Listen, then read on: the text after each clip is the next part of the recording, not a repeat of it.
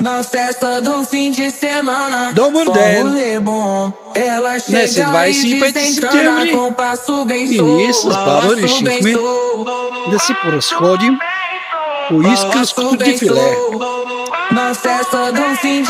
Минахме през Своге, Гарабов и сега ще се качим по Вазовата екопътека. Спряхме кола по-долу на паркинга и сега тръгваме нагоре. Ще видим водопад с катера. До после ще има и снимки.